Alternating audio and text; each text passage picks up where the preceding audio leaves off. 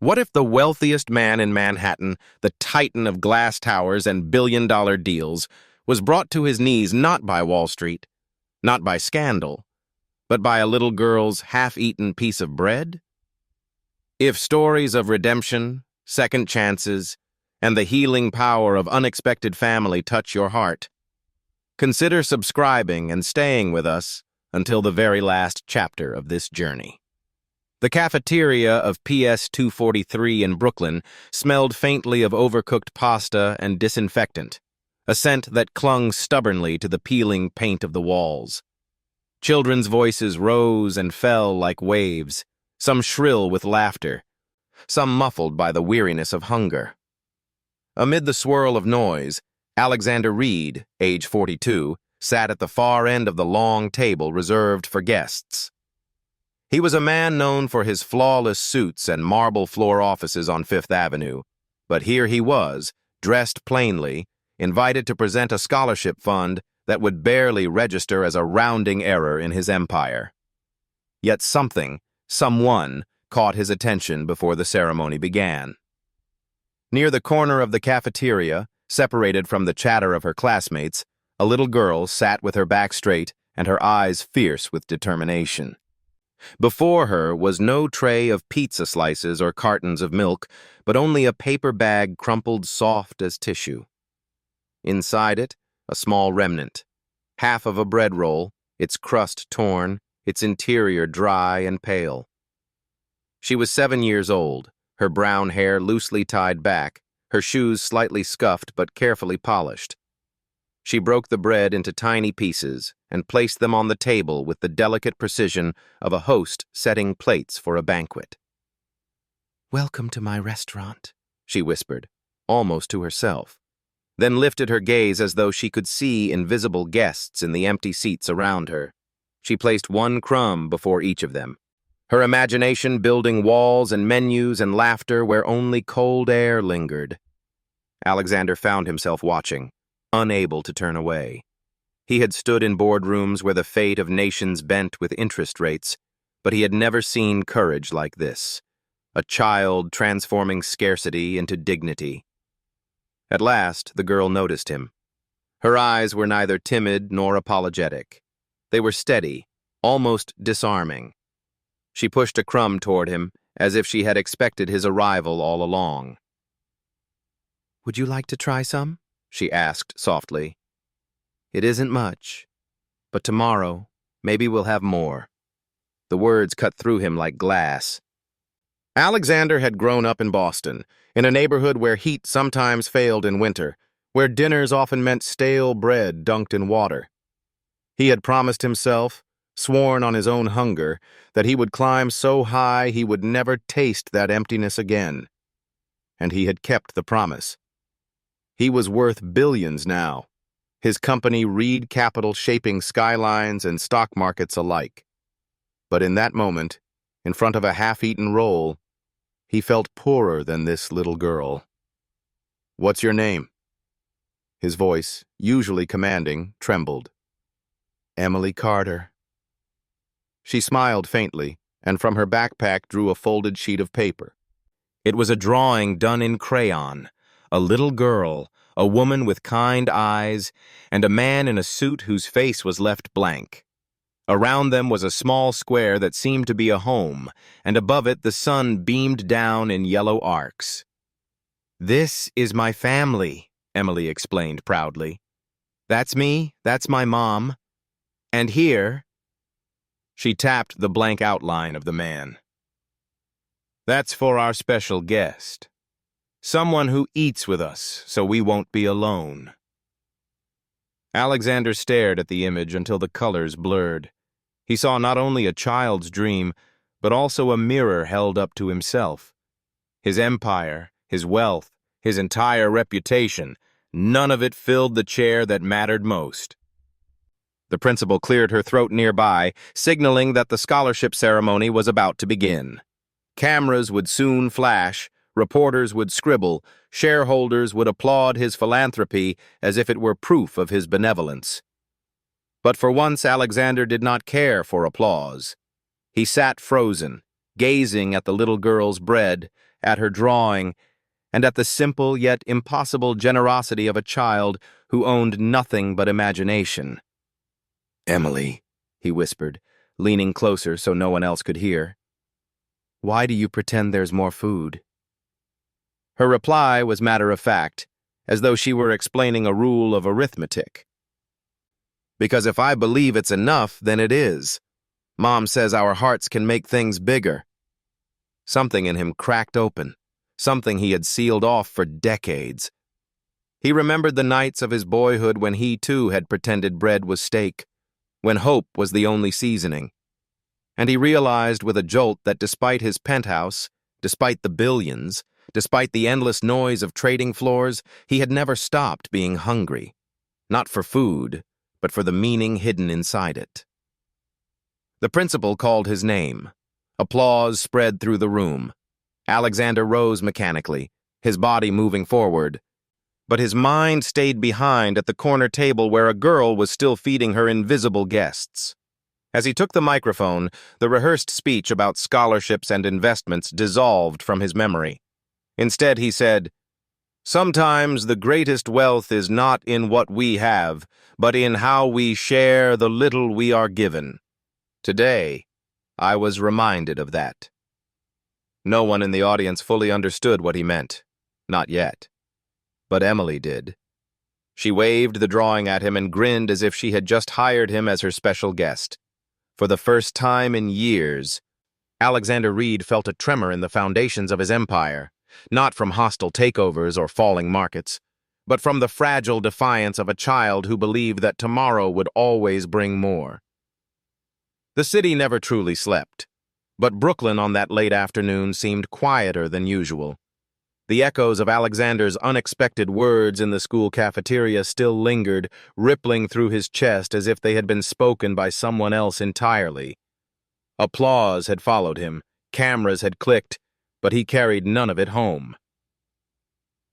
What stayed with him was not the speech or the ceremony. It was the steady eyes of a little girl offering him the last of her bread. He sat in the back of his car, a black town car, idling through the traffic on Atlantic Avenue. Outside the window, laundromats and discount stores scrolled past, neon lights buzzing against the early dusk. Inside, silence pressed hard against him. For once, his phone lay untouched beside him. The flood of emails, the missed calls from Reed Capital's board members, the flashing reminders of markets closing in London and Tokyo, all of it was background noise to a far more urgent memory. Emily Carter's voice. "Tomorrow, maybe we'll have more." The sentence was simple, but it reopened a wound he thought he had long buried. Boston, 1989. He was 9 years old, standing in line at a church basement where volunteers handed out day-old bread from a bakery downtown. He remembered the way the crusts were brittle, the insides dry, but he ate them slowly, carefully, pretending they were enough. Sometimes he would close his eyes and imagine roast chicken, mashed potatoes, butter melting on warm rolls. His mother had called it using your heart to stretch the food. And now, decades later, a little girl he had never met had spoken the same philosophy back to him. The driver cleared his throat softly. "Home, Mr. Reed?" Alexander shook himself from the memory. "Not yet. Just drive." The car moved north, deeper into Brooklyn. The further they went, the more the streets reminded him of Boston's old neighborhoods. Tenement buildings with peeling paint, children playing on stoops, corner stores lit by buzzing fluorescent lights. His wealth had insulated him from these sights for years, yet now they felt uncomfortably familiar, like mirrors placed where he did not want to look. When he finally returned to his penthouse in Manhattan that evening, the contrast was almost unbearable. The doorman in his pressed uniform, the elevator's polished chrome, the walls of glass revealing the glitter of the skyline. Everything was immaculate, pristine, silent. Yet for the first time, silence felt like a burden. He poured himself a glass of scotch, but the amber liquid only deepened his restlessness. He set it aside, untouched. Crossing to his study, he opened a drawer where he kept old photographs. Most were of business milestones, magazine covers, the occasional charity gala. But hidden at the back was a single, worn photo. His mother holding him as a boy, both of them smiling despite the modest apartment in the background. The crack in his armor had begun. The next morning, he found himself back at PS 243, not as a benefactor, not as a CEO, but simply as a man compelled by something he could not name. The children streamed in with their backpacks, their voices rising in a chorus of chatter. He spotted Emily again, her hair pulled back with a blue ribbon fraying at the edges. She carried her backpack as though it weighed more than it should. "Mr. Reed!" She greeted him without hesitation, as if billionaires always showed up in school hallways. She pulled a folded paper from her bag and unfolded it carefully. It was another drawing, this time more elaborate. A table set with plates, a smiling girl, a woman with kind eyes, and once again, the suited man with a blank face. "You forgot your place yesterday," she teased lightly, pushing the paper into his hand. He crouched down to her level, unsure why his chest tightened at her words. "I don't think I've had anyone save me a seat in a long time." She shrugged. "Everyone deserves a seat, even people who look lonely." It was an observation so sharp he almost flinched. Emily's world was one of scarcity. Yet she saw abundance in presence, not in possessions. For Alexander, who had built his empire on possessions, that truth felt like a dagger. Later that day, he was escorted to the principal's office to finalize paperwork for the scholarship fund. While waiting, he noticed Emily in the hallway with her classmates. They had been asked to share drawings of their families. Some children displayed pictures of sprawling homes, pets, parents in bright colors. Emily's paper was different. Simpler, starker, yet filled with hope. One boy laughed. "Where's your dad? Did he run away?" Alexander's jaw tightened as Emily hugged the paper to her chest. Her voice, though small, was steady. "He's not gone. He's just waiting to find us." The boy rolled his eyes and walked away, but Emily's quiet dignity stayed with Alexander longer than any insult ever hurled in a boardroom. That evening, as the sun dipped behind the skyline, Alexander sat again in his penthouse study, the drawing Emily had given him resting on his desk. Around him stretched walls of glass, floors of polished stone, furniture worth more than entire homes in Brooklyn. And yet, he could not shake the image of a paper bag with a half-eaten roll. For years, he had measured his worth by stock prices, quarterly reports, and the nods of approval from investors who never cared about the neighborhoods they stripped for profit. But now he wondered, what if he had measured wrong all along? For the first time in decades, Alexander Reed admitted to himself that wealth had not made him whole. A child's drawing, a crumb of bread, and a single sentence had created a crack in the fortress he had built around his heart. And through that crack, light was beginning to enter. The black sedan rolled slowly up East 149th Street, past brick buildings whose windows bore the marks of winters too long and summers too hot. Laundry flapped on makeshift lines between fire escapes. Children's laughter spilled into the street where a hydrant had been cracked open, spraying a thin arc of water that glittered in the late afternoon sun. Inside the car, Alexander Reed felt the weight of each block pressing heavier against him. He had traveled to Paris and Dubai, sealed mergers across oceans, and navigated the boardrooms of Wall Street without hesitation. But this short ride into the Bronx made his pulse quicken in a way he could not name. Because today, he was not going to another skyscraper or another negotiation. He was going to Emily Carter's home. Emily had insisted. "You should come meet my mom. she had said with the seriousness of a diplomat. She makes soup, even when there's not much in the fridge. She'll like you. There had been no invitation, no hesitation. To Emily, it was simply the natural next step after sharing bread and drawings. To Alexander, it was a leap into unknown territory. The car stopped in front of a 6-story building, its paint chipped, the entry door scarred with scratches. Alexander stepped out, his polished shoes meeting a sidewalk marked with chalk drawings and cigarette butts. Emily tugged his hand with the ease of a niece pulling her uncle along. "This way." They climbed narrow stairs whose railings rattled with each step. At the 3rd floor, she stopped in front of a door marked by peeling numbers. 3B. She knocked twice and called softly, "Mom, it's me." The door opened to reveal a woman whose presence filled the small frame of the doorway with quiet resilience. Laura Carter was 34, her auburn hair tied back in a simple knot, her face carrying both youth and fatigue. Her eyes widened when she saw Alexander standing behind her daughter, a man whose photographs had graced financial magazines. "Mr. Reed?" Her voice carried surprise, suspicion, and something else. Pride, perhaps, in not being caught off guard. "I hope you don't mind," Alexander said carefully. Emily insisted. Laura's gaze flicked to her daughter, then back to him.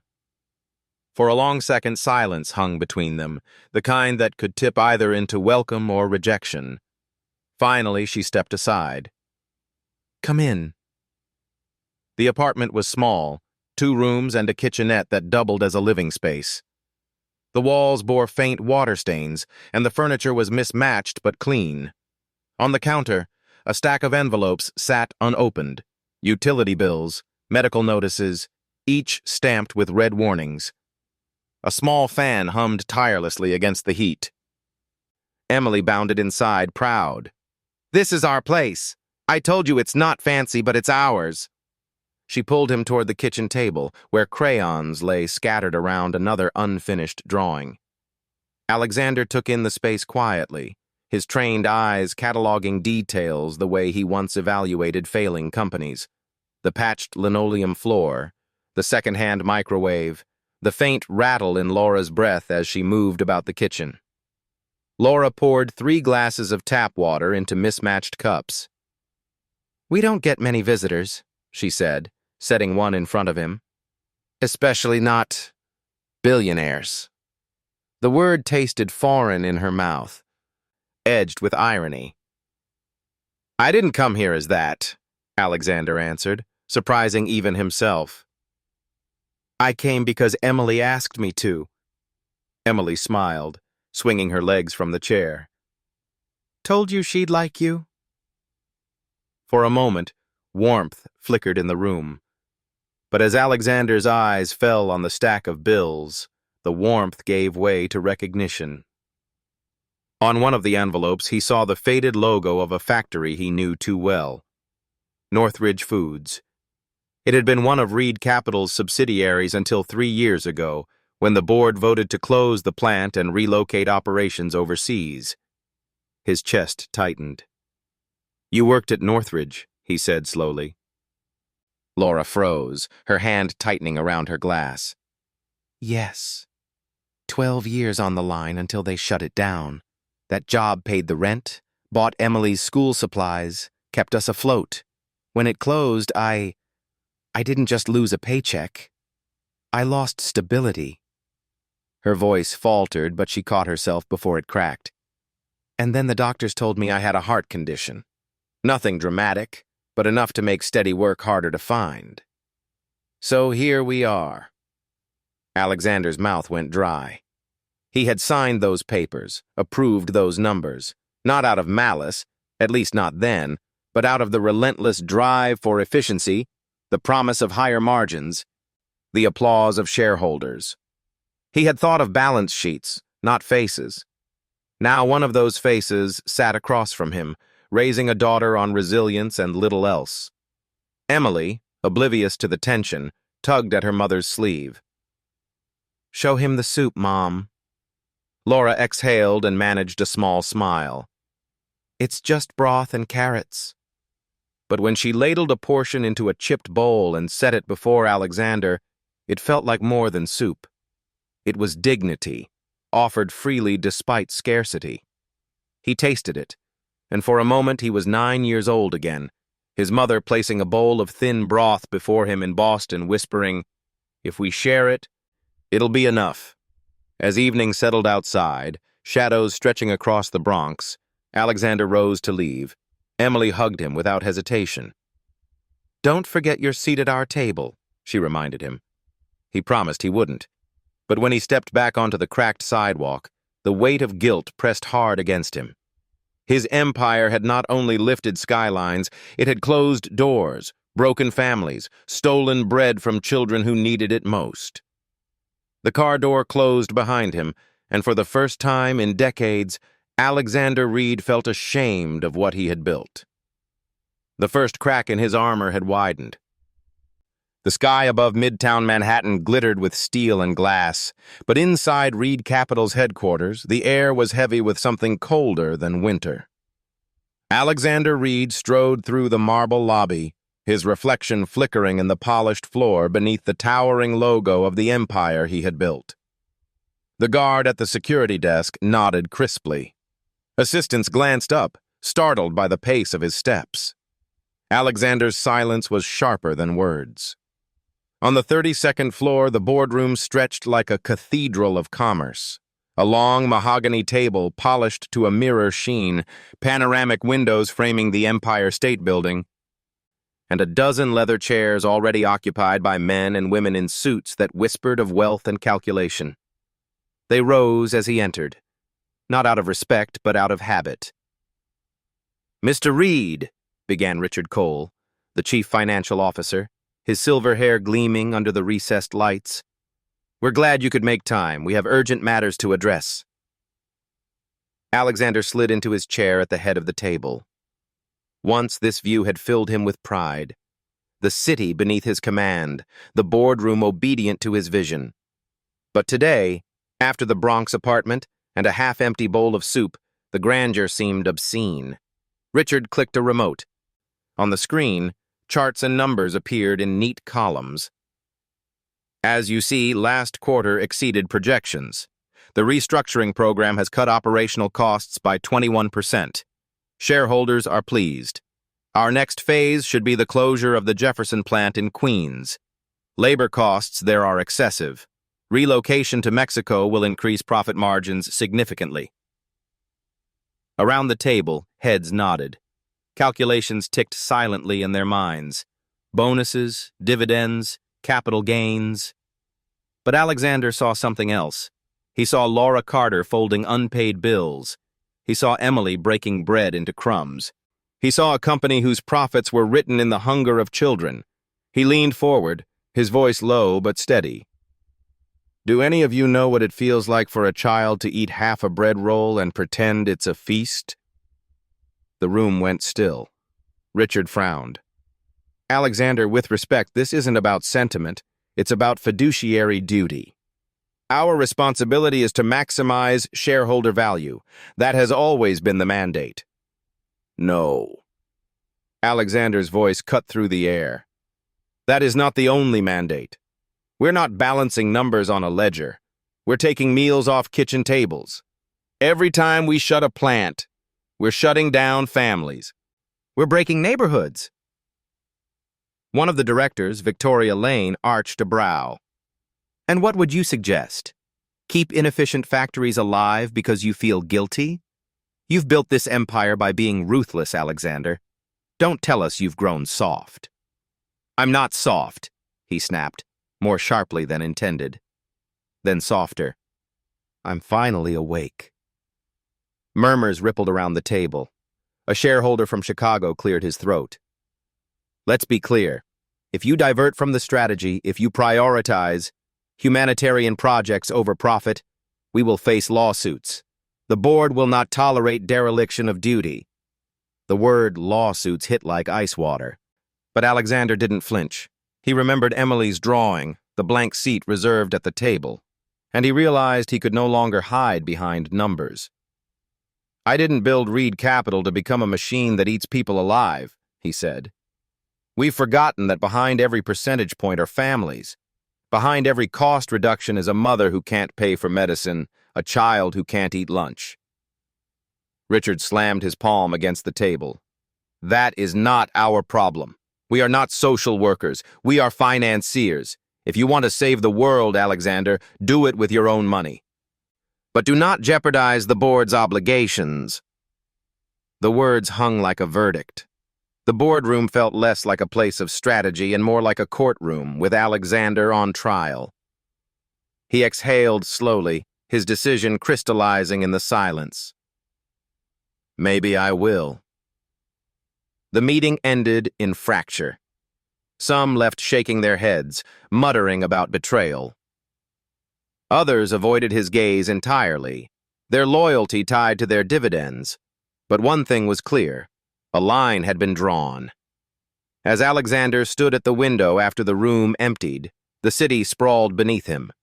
Manhattan's towers glittering, Bronx's rooftops hidden in the haze. For decades he had thought success meant standing here untouchable. But now he felt that the higher he stood, the further he had fallen from the ground that mattered. His phone buzzed with incoming messages. Journalists had already caught wind of his remarks. Headlines were forming, sharp and merciless. "Alexander Reed turned soft. Reed Capital CEO prioritizes bread over profit. Shareholder confidence shaken as Reed questions restructuring." He closed his phone, letting it drop onto the table. The city lights shimmered on the glass before him, but his mind was far from Manhattan. It was in Brooklyn, where a girl with crayons believed tomorrow could bring more. The first real battle had begun, not on Wall Street, but in his own conscience. The storm broke not with thunder, but with headlines. By morning, the financial press had already drawn its battle lines. On one side, the Wall Street Journal praised Alexander Reed's moral awakening, calling him a visionary who dared to place humanity above profit. On the other, the New York Times editorial board questioned his stability, hinting that Reed Capital might be in a crisis of leadership. Cable news anchors sparred live, their voices sharp against ticker tapes scrolling with plunging stock prices. And in the middle of it all was Alexander, seated at the head of his empire, watching as his name was dissected across every channel. Alexander Reed, billionaire with a conscience or CEO gone weak. Has Reed lost his edge? Every headline felt like a blade, twisting not because it hurt his pride, but because it dragged Emily and Laura into a spotlight they had never asked for. At first, Alexander thought the storm would pass. He had survived market crashes, hostile takeovers, even federal investigations. But this was different. This was not about numbers, it was about values. And values, once questioned, spread like fire. A week after the boardroom confrontation, his communications director burst into his office, phone in hand. "You need to see this." It was a blog post, already viral, written by an anonymous employee who claimed Alexander was using a poor family in the Bronx as a prop for his sudden charity campaign. The piece included a photograph, grainy but clear enough, of Laura Carter entering her apartment building, Emily skipping beside her. The caption was cruel. "Reed's PR pawns?" Alexander's blood turned cold. Within hours, the story spread to major outlets. News vans crowded the Bronx street, reporters shouting questions at Laura as she tried to usher Emily inside. Paparazzi flashes lit up their windows at night. Neighbors whispered. Emily, once proud to invite Alexander into her home, now cried when she saw cameras waiting by the door. Laura's anger simmered until it boiled over. She arrived unannounced at Alexander's penthouse, her face pale but her voice steady with fury. "You did this," she said, refusing even to sit. "You paraded into our lives, and now my daughter can't walk to school without being hounded. We don't need your pity. We don't need your charity. We need dignity, Mr. Reed, work, stability, Respect, not headlines. Alexander rose slowly, his chest tight. Laura, I never wanted this for you. I didn't leak anything. I would never— She cut him off with a raised hand. Intentions don't matter. Consequences do. And the consequence is that you've turned us into symbols for your redemption arc. Do you have any idea what that does to a 7-year-old girl? Her words landed harder than any shareholder's threat. For once, Alexander had no defense. He had built empires with speeches, yet in front of Laura Carter, silence was his only truth. The following evening, Laura agreed, reluctantly, to join him for a televised interview, hoping to clarify the story and protect Emily from further scrutiny. The studio lights blazed hot as they sat side by side before a backdrop of Manhattan's skyline. The anchor leaned forward. Mr. Reed, the public is divided. Some say you're a hero for rethinking corporate greed. Others say you're exploiting a struggling family. Which is it? Alexander's gaze drifted briefly to Laura. Her arms were crossed, her posture rigid, her eyes daring him to answer honestly. He inhaled slowly. Neither. I'm not a hero. And I am not using this family. The truth is simpler. I saw a little girl sharing half a piece of bread as if it were a banquet. I saw more courage in her than in all the boardrooms I've ever sat in, and I realized our decisions here on Wall Street reach her table in the Bronx. That cannot be ignored. The anchor turned to Laura. Do you agree, Ms. Carter? Has Mr. Reed helped you? Laura's lips tightened. For a moment, Alexander thought she might say nothing. Then she spoke with quiet steel. No, he hasn't helped us. Not yet. Because we don't need saving. What we need is fairness. We need jobs that don't vanish because they're inconvenient to profit margins. We need companies like his to see us as human beings, not as statistics. If he truly believes what he just said, then let's see action, not words. The studio fell silent. Even the anchor blinked, momentarily stunned. And in that silence, Alexander realized she was right. All his billions, all his speeches, meant nothing unless he turned them into bread, into opportunity, into respect. But the fallout was immediate. By the next morning, stock analysts declared Reed Capital unstable.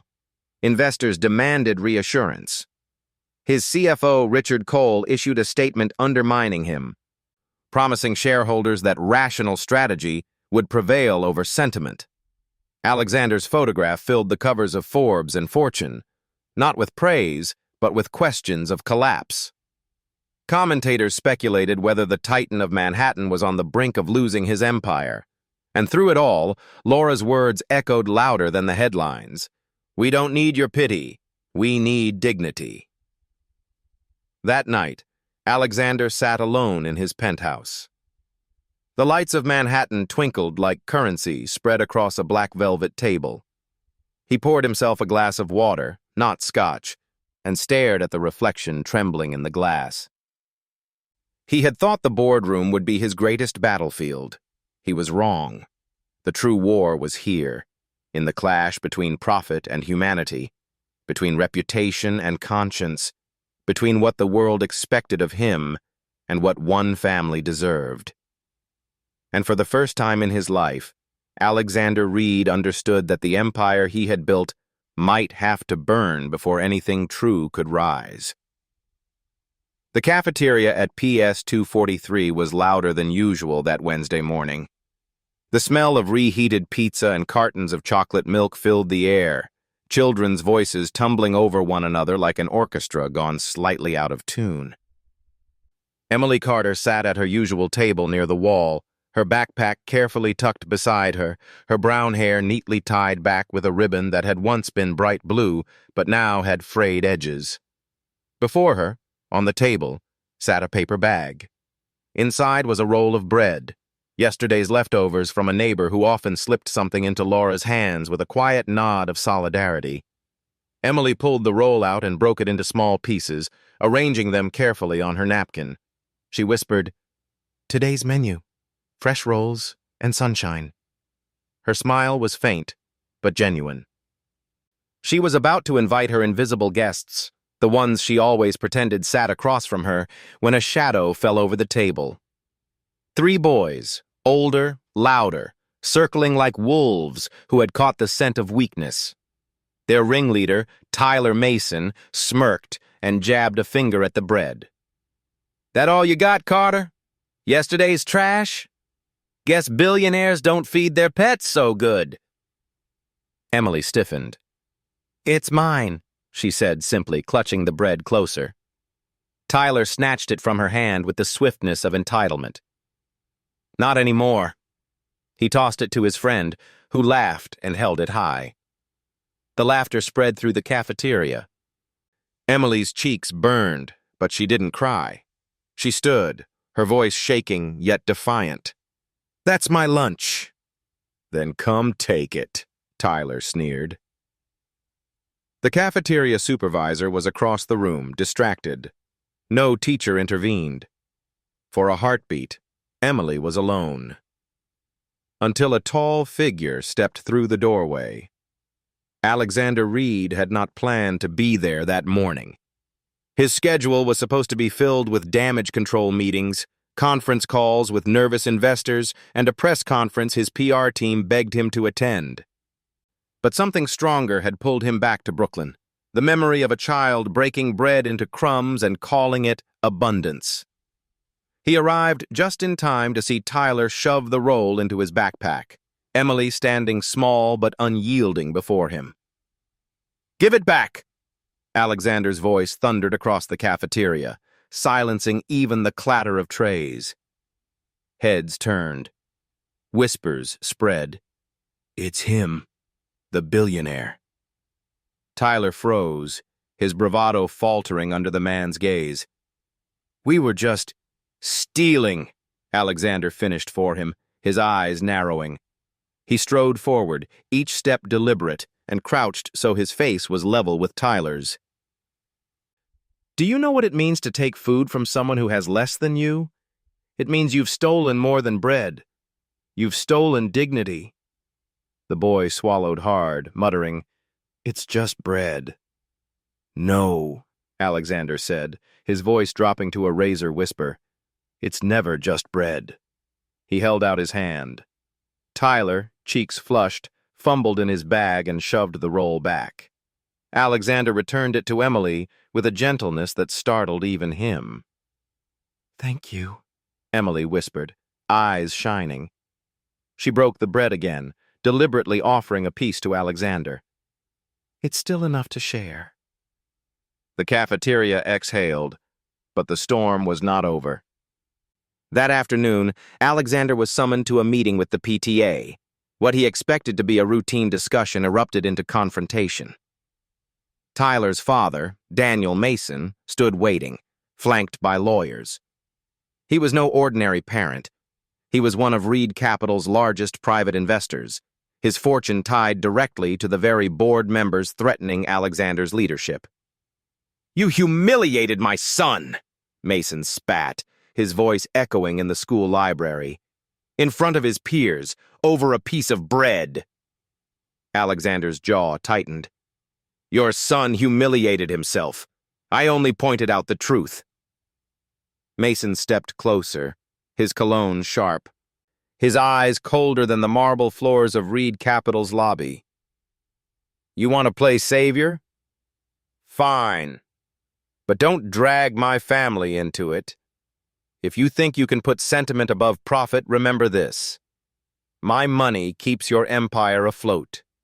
Continue down this path, and I will withdraw every cent, and I will convince others to do the same." The words were less a threat than a sentence. A single investor pulling out could trigger panic across markets, Reed Capital's stock plummeting, the board seizing the chance to remove Alexander permanently. For a moment, the weight of decades of empire building pressed down on him. He could apologize, smooth it over, call it a misunderstanding. He could preserve his seat at the head of the boardroom table.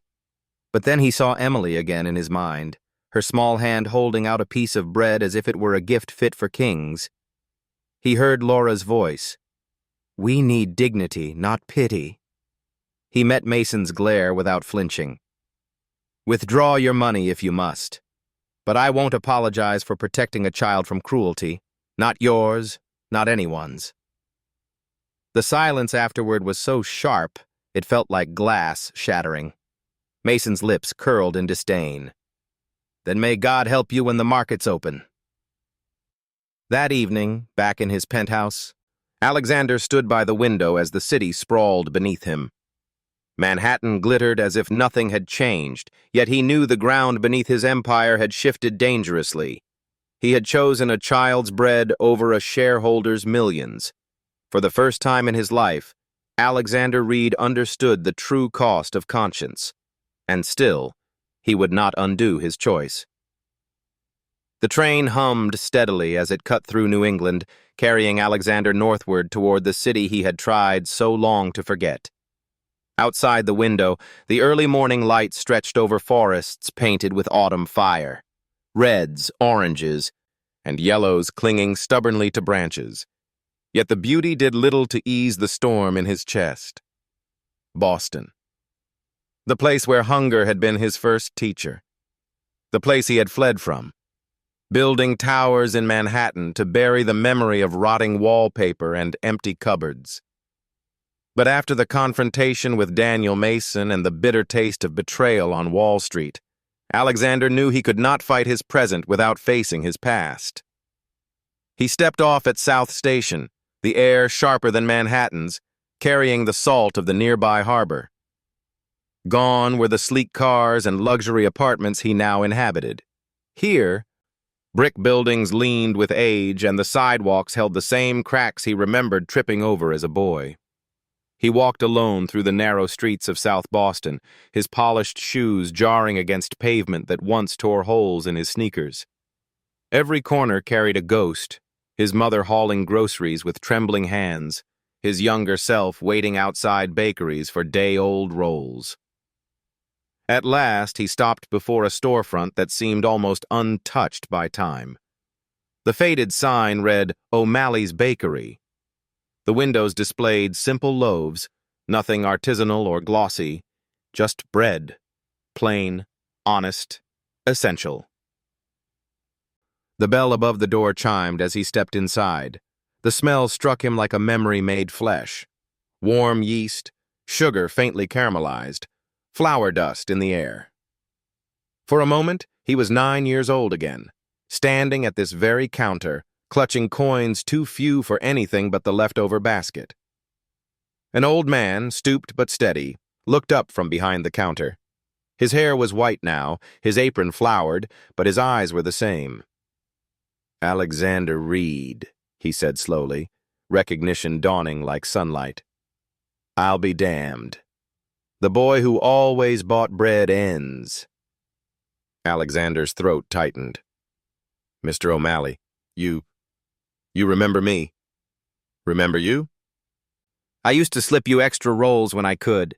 You had that look, the look of a kid who pretends he isn't starving." Alexander's eyes burned. He gripped the counter to steady himself. "You kept me alive." The old man smiled faintly. "No, son. You kept yourself alive. I only gave you bread.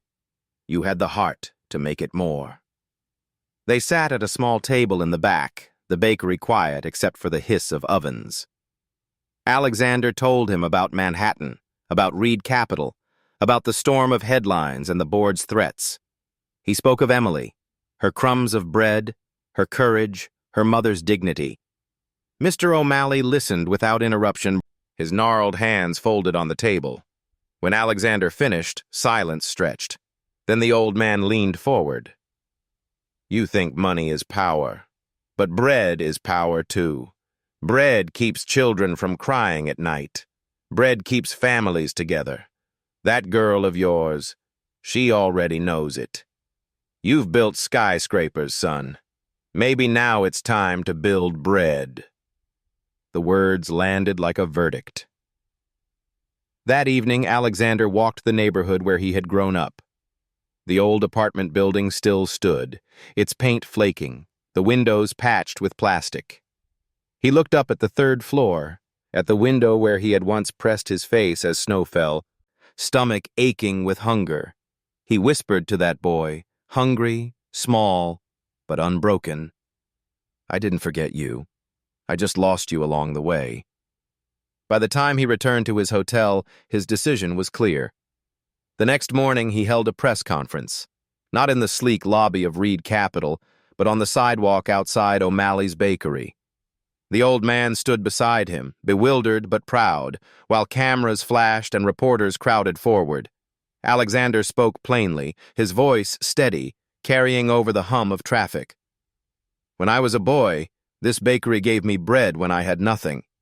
Today, I stand here to announce the creation of the New Bread Foundation. Its mission is simple: to make sure no child in Boston, Brooklyn, or anywhere else in this country ever has to pretend that half a roll is enough." Reporters scribbled furiously, questions fired. "How will you fund it? Is this a publicity stunt? What about shareholder backlash?" Alexander lifted a hand. "I will fund it myself. Entirely. This is not a corporate initiative. This is personal. My board cannot stop me. They may take my title, but they cannot take my choice. And I choose bread." For a moment, the street was silent. Then, astonishingly, applause rose, not from the reporters, but from passers-by who had stopped to listen. A woman with grocery bags clapped. A construction worker shouted, "About damn time!" And Alexander felt something he had never felt even when ringing the bell at the New York Stock Exchange. Purpose. That night, back in his hotel room, he called Laura.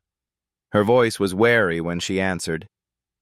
"I saw the news," she said. "Another foundation?"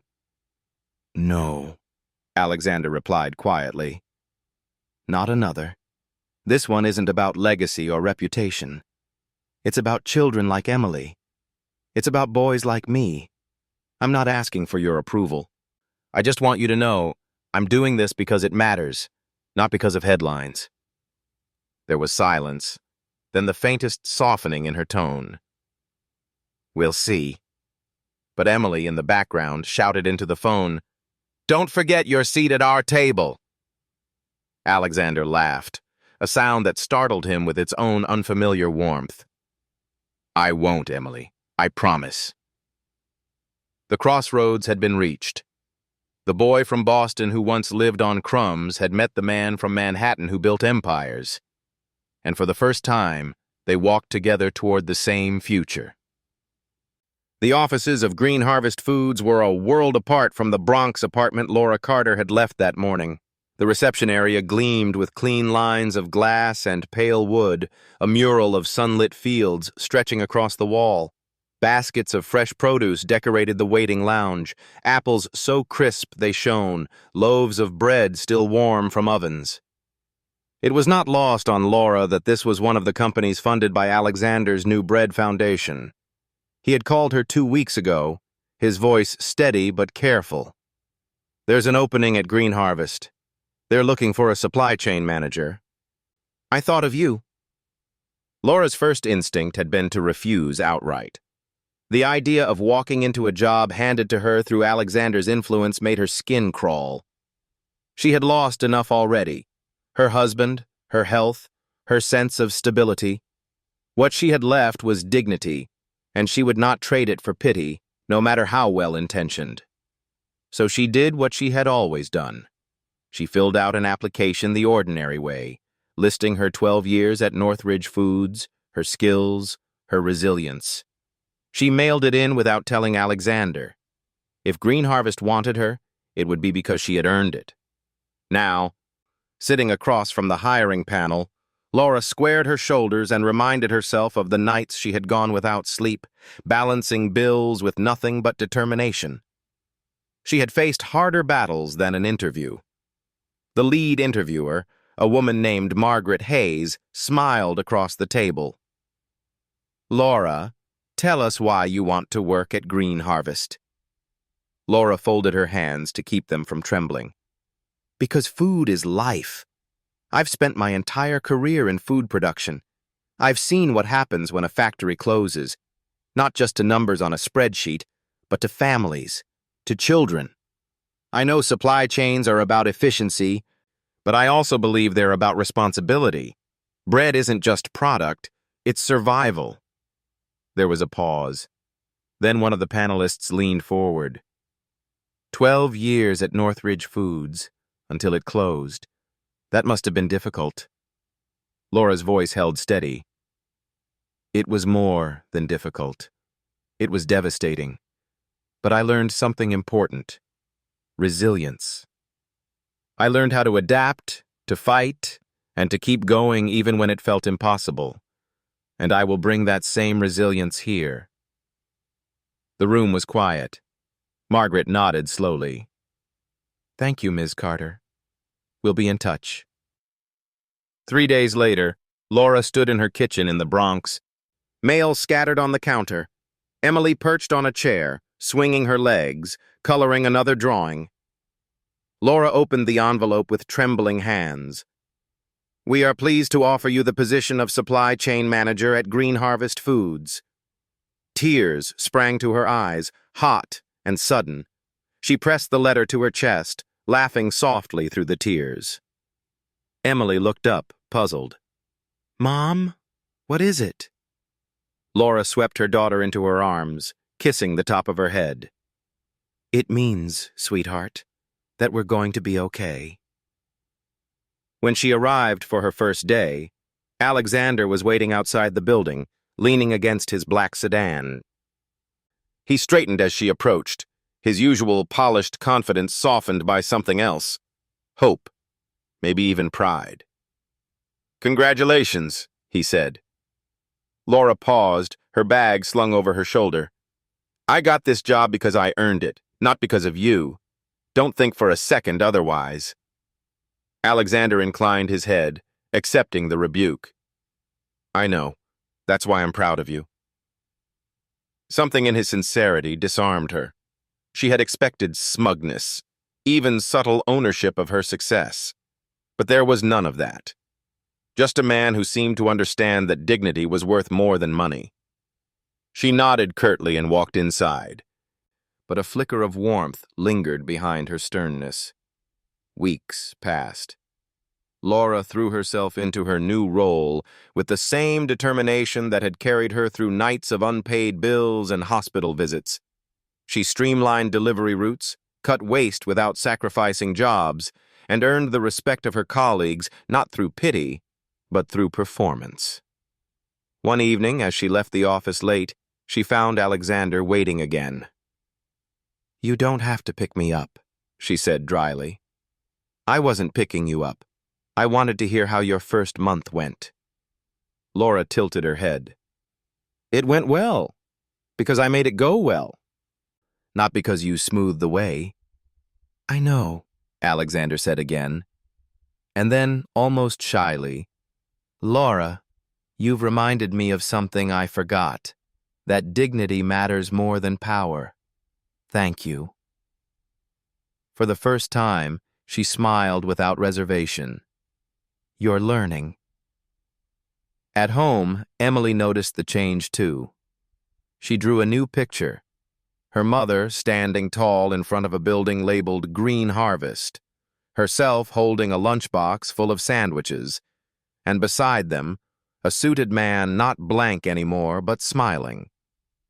"This one's for you," Emily told her mother, "because now we're not just surviving, we're living." Laura's eyes filled with tears again, but this time they were not from fear or exhaustion. They were from pride. The world had expected Laura to remain a symbol, a struggling single mother attached to Alexander Reed's redemption story. But she refused. She was not a prop, not a pawn. She was a woman who had fought for her own seat at the table. And when she sat down at that table, She did so not as someone saved, but as someone who had earned her place. The boardroom of Reed Capital had never felt more like a battlefield. The mahogany table gleamed beneath the harsh lights, and the skyline of Manhattan stood as a cold witness through the floor-to-ceiling windows. Every chair was filled. Every eye was on Alexander Reed. For weeks, pressure had mounted. Investors threatening withdrawal, headlines forecasting collapse, whispers of betrayal within his own executive team. Today was the reckoning. Richard Cole, the CFO, cleared his throat, his voice sharpened to a blade. This meeting is to address the incompetence and negligence of our CEO. Alexander Reed has repeatedly jeopardized shareholder value with reckless statements and personal crusades. The board moves to remove him, effective immediately. Applause rippled, not of celebration but of agreement. The directors leaned back in their chairs, confident that the empire would soon return to the cold efficiency they worshipped. Alexander sat still, his hands folded, his gaze steady. For once he did not feel fear. He felt clarity. "Before you vote," he began, his voice calm but carrying across the room, "I want you to see something."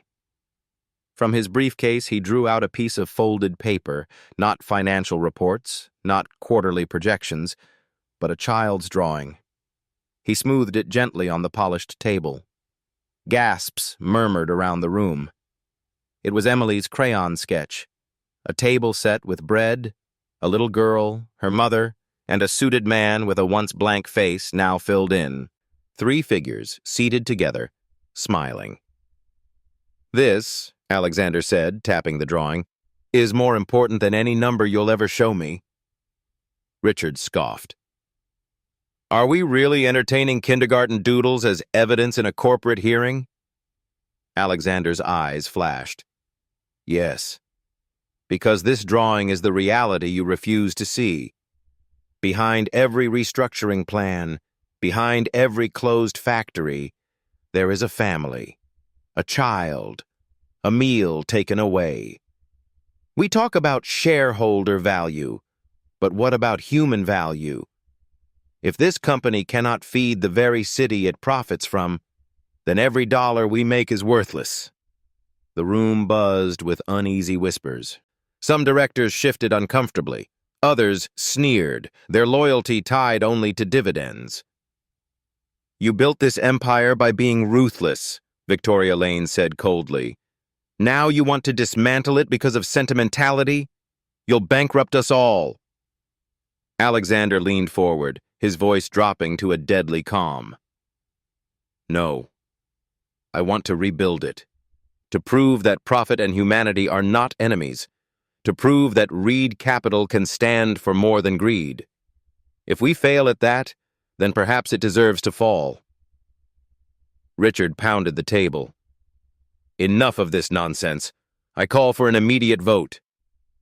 But before the motion could proceed, a voice rose from the back of the room, hesitant at first, then stronger.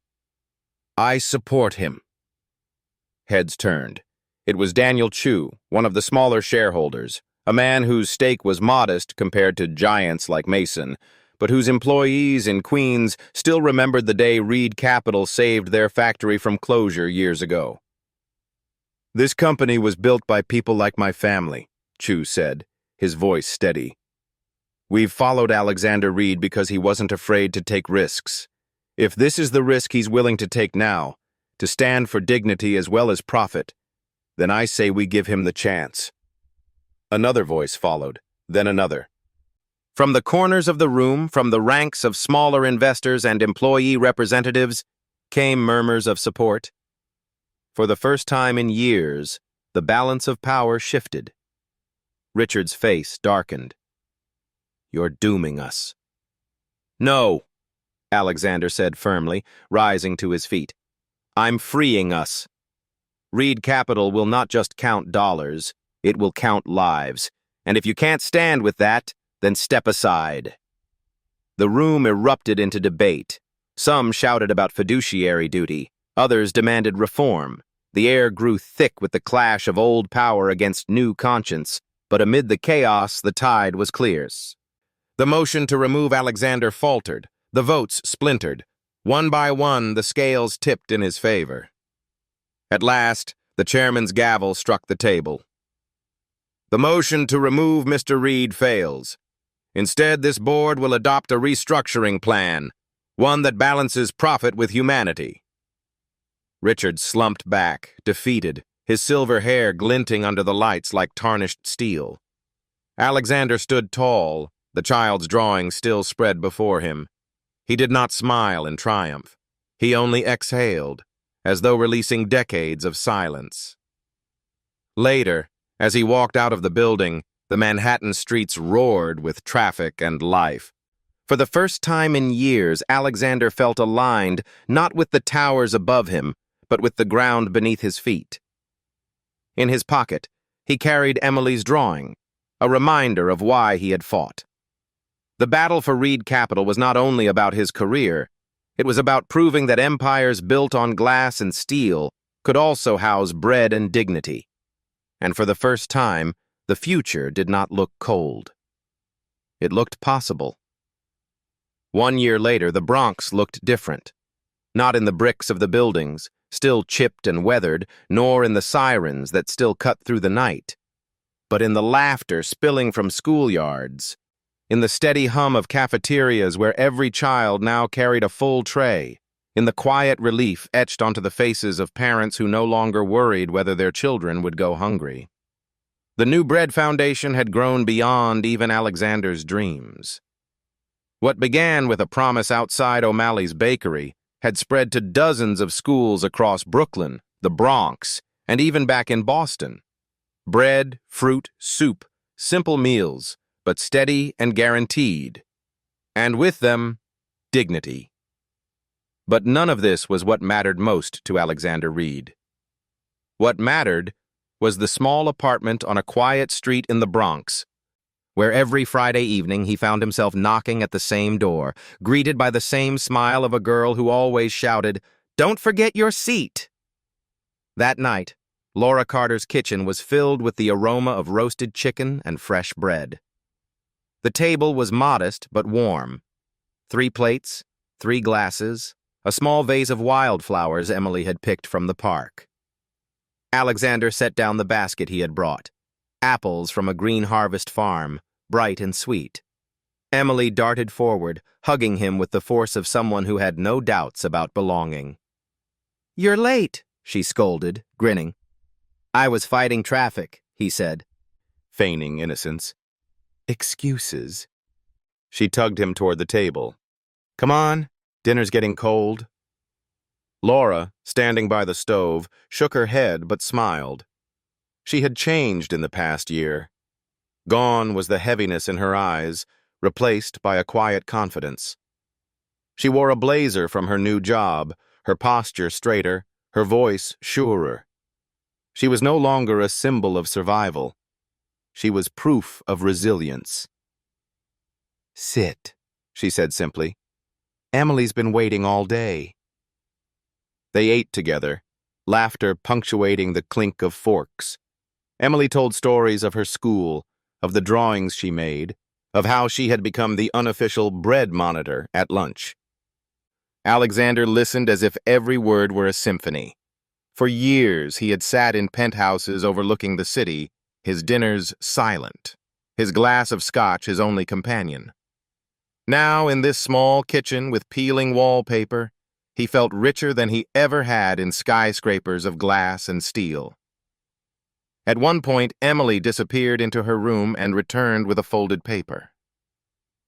"I made something for you," she said shyly, handing it over. Alexander unfolded it. The crayon lines were brighter this time, more confident. It was a drawing of a small house, its roof red, its door open. 3 windows glowed with yellow light. In front stood 3 figures, a woman, a little girl, and a man, all holding hands. "It's our house," Emily explained. "Not just mine and Mom's. Ours, with 3 windows, so there's always room for you." Alexander's throat closed. He blinked hard, but the tears came anyway. Emily, it's beautiful. Laura watched quietly, her expression unreadable at first. But then she reached across the table, placing her hand lightly on his. You've given her hope, she said softly. And you've given me something too.